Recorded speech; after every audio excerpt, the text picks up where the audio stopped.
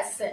नुक्कड़ चर्चा पंचायत मंच से लेकर लोकसभा सदन तक लेकर मैं श्वेता स्वराज आपके बीच आ रही हूँ। आपके पंचायत, आपके गांव, करेंगे आपसे बातचीत, जानेंगे आपका हालचाल, जानेंगे आपका कितना हुआ विकास, आपको सरकार द्वारा प्रदत्त सभी लाभ है आपके लोकप्रिय और कौन है बेकार, देंगे आपको आपकी पहचान, कौन दिलाएंगे आपको अपना अधिकार, इनके सर होगा ताज, थोड़ा करें इंतजार, हम आ रहे हैं आपके द्वार। नमस्कार। बिहार में तो बदल गई सरकार, क्या लोकसभा चुनाव में पुनः जीत पाएगी बीजेपी? मैं मिथिलेश रॉय, संरक्षक सह चीफ ऑफ आइडियलाइज न्यूज की पूरी टीम आ रही है आपके पंचायत करने नुक्कड़ चर्चा। करेंगे बातें लोकसभा से पंचायत तक। नमस्कार, मैं शशिकांत और मेरी पूरी टीम बहुत जल्द आ रहे हैं आपके शहर, आपके पंचायत, आपके गांव करने नुक्कड़ चर्चा। थोड़ा करें इंतजार, हम आ रहे हैं बहुत जल्द आपके द्वार। क्या मिला है आज तक आपको? जिस प्रतिनिधि को चुना था आपने, क्या वह कभी मिले हैं आपसे? क्या आपके लोकसभा क्षेत्र का हुआ है पूर्ण विकास? क्या इस बार बन पाएगी बीजेपी की सरकार या हो जाएंगे पप्पू पास? इन तमाम मुद्दों को लेकर हमारे आइडियल आइज न्यूज की टीम बहुत जल्द पहुंच रही है आपके पंचायत करने पंचायत मंच से लोकसभा सदन तक की बात। थोड़ा करें इंतजार, श्वेता और शशिकांत होंगे आपके द्वार। प्रयास जैक सोसाइटी और वीरांगना परिवार सीमांचल के संयुक्त तत्वाधान में रविवार को के नगर प्रखंड के अंतर्गत गणेशपुर पंचायत में सरकारी योजना जनता को मिल रहा है या नहीं की जानकारी ली गई। साथ ही साथ उपयुक्त संस्थाओं के द्वारा शिक्षा के अलग जगाने का भी काम किया गया। दोनों संस्थाओं के द्वारा यह पता किया गया कि कितने बच्चे स्कूल से ड्रॉप आउट है और कितने बच्चे आउट ऑफ स्कूल हैं। आपको बताते चले कि वीरांगना परिवार महिलाओं के लिए काम करने वाली संस्था है। वही प्रयास जैक सोसाइटी मूलतः बाल विवाह मुक्त भारत अभियान, बाल श्रम उन्मूलन अभियान, सरकारी योजनाओं से वंचित लाभार्थी को लाभ दिलवाने हेतु कार्य कर रही है। इन तमाम मुद्दों का जांच पड़ताल करने आइडियलाइज न्यूज सह प्रयास जैक सोसाइटी के CSW शशिकांत पहुंचे गणेशपुर। आइए ग्राउंड रिपोर्टिंग के लिए जुड़ते हैं शशिकांत से। नमस्कार, प्रणाम, सलाम, सत श्री अकाल। मैं हूं शशिकांत और आप देख रहे हैं आइडियलाइज न्यूज। अभी मैं पूर्णिया के गणेशपुर पंचायत में हूं और गणेशपुर जैसा दिखाइए, यहाँ पे बहुत सारे लोग हैं। जरा दिखाया जाए कैमरा में, इधर पब्लिक है, आप देख सकते हैं कि इधर बहुत सारे लोग हैं और इधर जो है हमारी माता बहने की टीम, महिलाओं की टीम है और महिलाओं की टीम है। आपको बताते चले कि ये वीरांगना क्लब सीमांचल की टीम है और यहाँ पे आई है किसी समस्या का समाधान करने के लिए। कौन सा समस्या का समाधान करने आई हैं, तो आइए सीधे मुखातिब होते हैं इनसे और जानते हैं कि ये वीरांगना परिवार। और आपको यह भी बता दें कि साथ में प्रयास जैक सोसाइटी की भी टीम है। ये हमारी CSW प्रयास जैक सोसाइटी की है, ये दोनों साथ में ये समाज सेविका भी हैं। और CSW हमारे प्रयास जैक सोसाइटी के वहाँ पीछे अजय जी हैं, पिंटू जी है, साहिद जी हैं, गुंजन जी है, पिंकी जी है। इन तमाम के सहयोग से कुछ अच्छा होने जा रहा है। तो क्या अच्छा होने जा रहा है, तो आइए मुखातिब होते हैं इनसे। मैम, आप लोग आज किस उद्देश्य से आप आए? आज हम लोग यहाँ अलग जगाने आए, बोलते हैं ना अलग जगाना, शिक्षा का अलग जगाने आए हैं। ऐसे बच्चे जो स्कूल नहीं जा रहे हैं या फिर स्कूल में नाम है लेकिन वो किसी न किसी, जैसे कहते हैं ना कि बच्चे लोग को स्कूल जाना पढ़ना नहीं पसंद है, तो कुछ दिन के लिए नहीं पसंद है लेकिन बाद में वही उसका भविष्य बनाता। तो एक अलग जगाने आए हैं। घर अलग जगाएंगे हम, बदलेंगे जमाना, निश्चय हमारा ध्रुव सा अटल है, काया की रग रग में निष्ठा का बल है, जागृति शंख बजाएंगे हम, बदलेंगे जमाना, घर घर अलग जगाएंगे हम, बदलेंगे जमाना। तो आज यहाँ हम लोग शिक्षा का अलग जगाने आए हैं। तो यहाँ शिक्षा के अलग जगाने आए हैं, तो शिक्षा के अलग आप किस प्रकार से जगाएंगे? यहाँ पे क्या करेंगे? लोगों से मिलेंगे तो उनको क्या आप आश्वासन देंगे? आश्वासन हम यही देंगे कि आप अपने बच्चे को स्कूल जरूर भेजिए, पढ़ने के लिए उसको जरूर भेजिए। इसीलिए कि आज शायद समझ में नहीं आता है लेकिन एक निकट भविष्य में समझ में आएगा कि शिक्षा का क्या महत्व है। विकास से लेके हर चीज शिक्षा पे डिपेंड है और बच्चे को शिक्षित जरूर कीजिए। आज बड़े अगर किसी तरह से चूक भी कर गए तो बच्चे में ये चूक मत होने दीजिए, उसको शिक्षित जरूर कीजिए। मैम, आप क्या कहना चाहेंगे इस संदर्भ को लेकर के? आप भी आई हैं टीम में, तो आप क्या कहना चाहेंगे? मैं यही बोलना चाहूँगी, सबसे पहले मेरी जो भी बहनें हैं उन सब से मेरा यही अनुरोध रहेगा कि अपने बच्चे को वो तैयार स्कूल जाने के लिए करें। बाद बाकी बच्चों को समझाना, स्कूल भेजना, यहाँ तक कि टीचर से बात करना, एडमिशन करवाना, वो सब चीज़ में हम लोग आगे रहेंगे। बस उनका काम रहेगा कि बच्चों को टाइम से स्कूल भेज दें ताकि बच्चे शिक्षित हों। जो सुविधाएं सरकार दे रही है उसका पूर्ण रूपेण वो सुविधा ले, ताकि आगे अभी जैसे कि 10th बच्चा कर लेता है, स्कॉलरशिप मिलता है, 12th कर लेगा तो बच्चों को आगे बढ़ने में सुविधा भी मिलेगी। पैसा अगर स्कॉलरशिप मिल रहा है तो बच्चा आगे भी बढ़ सकता है। तो बस बहनों से मेरा यही अनुरोध रहेगा कि आप बच्चों को भेजिए। अब हम लोग आएंगे बीच बीच में, बच्चों को देखते रहेंगे ताकि वो स्कूल जाए और एक अच्छे इंसान बने। मैम, ड्रॉप आउट और आउट ऑफ स्कूल के बच्चों के लिए आपकी संस्था काम कर रही है, लेकिन वैसे बच्चों के लिए क्या काम कर रही है जो बच्चे का एडमिशन तो है स्कूल में लेकिन इरेगुलर है? क्या वैसे बच्चों पे आप कैसे ध्यान रख पाएंगे? वैसे बच्चों पे हम लोग बीच बीच में आकर के उनकी माँ से, स्पेशली माँ से बात करनी होगी। ठीक है, पापा कहीं भी काम करने के लिए बाहर जा रहे हैं, वो नहीं टाइम दे पा रहे हैं, माँ तो घर में रहती हैं। माँ सिर्फ बच्चों को ये समझाए कि बेटा तुम्हारा भविष्य जो है वो स्कूल है, क्योंकि घर में रहने से कुछ नहीं होता है। स्कूल बच्चा अगर रेगुलर जाने लगे तो कुछ न कुछ शिक्षा ग्रहण ही करेगा, ना कि रास्ते से वो भटकेगा।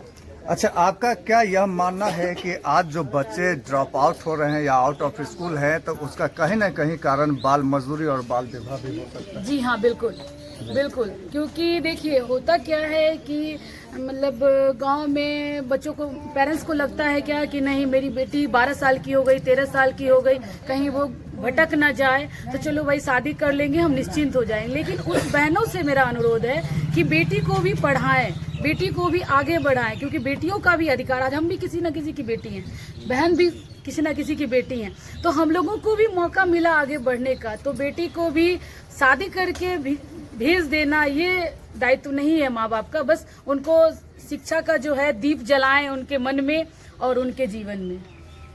मैम, आप क्या कुछ कहना चाहेंगे इस चीज़ को? मैं अपनी सभी बहनों से यही कहना चाहूँगी कि आपको जो शिक्षा के अभाव में जो परेशानी आपको झेलनी पड़ रही है वो आपके बच्चों को ना झेलना पड़े, इसलिए इन्हें शिक्षित बनाइए और ध्यान दीजिए, अपने बच्चों को पढ़ाइए और आगे के भविष्य को उज्जवल कीजिए इसके।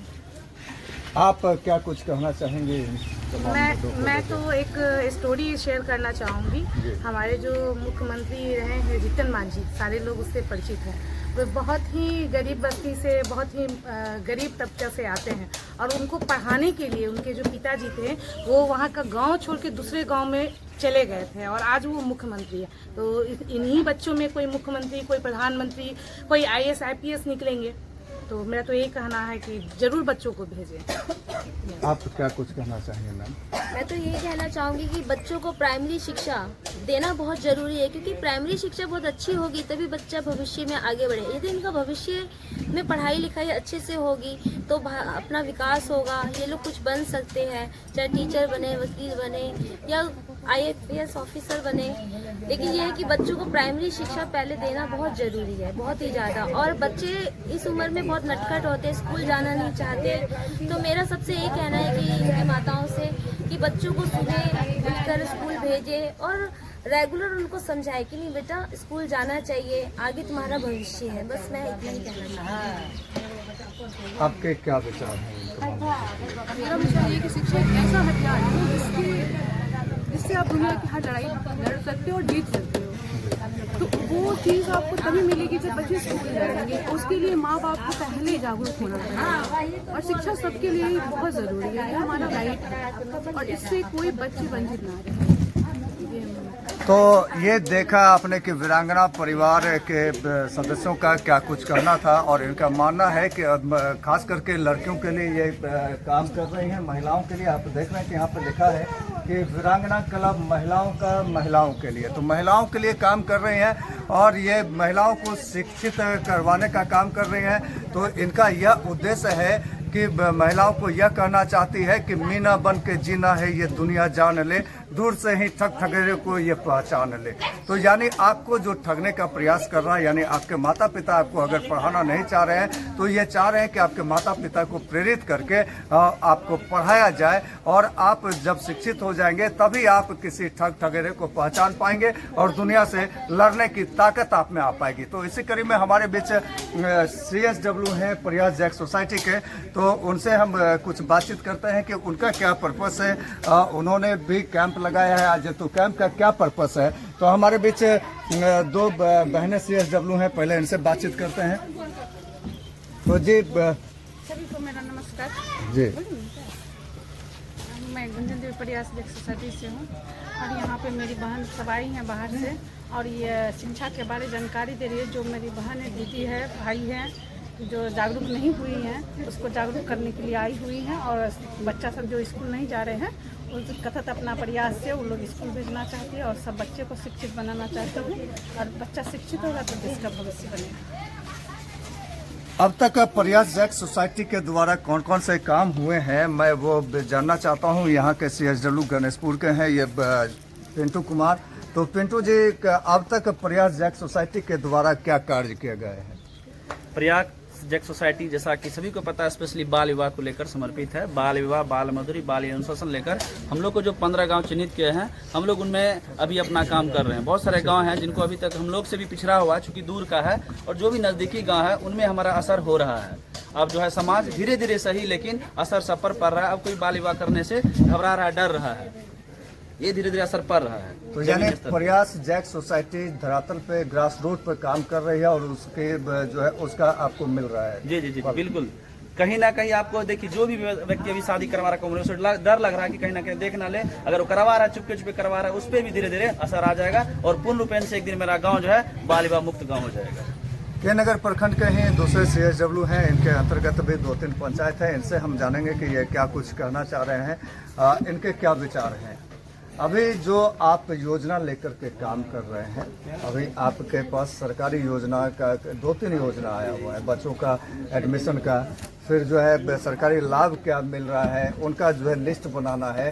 तो आपको ऐसे काम करने में क्या कहीं कठिनाई होती है पंचायत में? देखिए, कठिनाई तो बहुत हो रही है, लेकिन हम लोग उनको कठिनाई को दूर भी कर रहे हैं, और जो समस्या आ रही है सबको हम लोग उसको दूर कर रहे हैं। और हम लोग जो लाभ देने की जो संस्था हम लोग का चल रही है, जो प्रयास जैक सोसाइटी है, हम लोग जो सोचते हैं गरीब आदमी है उनको जो लाभ नहीं मिल रहे हैं, तो उस लाभ तक हम लोग को सोच रहे हैं कि उस किस तरह पहुँचे और किस तरह वो काम करे जो उनको सब चीज़ मिल पाए, सरकारी योजना से जोड़ पाए और सरकारी उनको लाभ मिल जाए। हम लोग इसी पर भी काम कर रहे हैं, और हर गांव जो रेनुअल विलेज के तहत आते हैं उस गांव में हम लोग एक के नगर के अंतर्गत रेनुअल विलेज में काम कर रहे हैं, जिसमें हमारे सभी CSW सब मिल के जुल के काम कर रहे हैं, उस पर लगे हैं।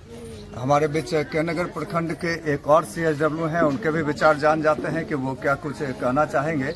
आप लोग जो प्रयास अभी कर रहे हैं, प्रयास जैक सोसाइटी के द्वारा जो प्रयास हो रहा है, क्या वो प्रयास आपको लगता है कि आप ग्रास रूट पर उतार सकेंगे?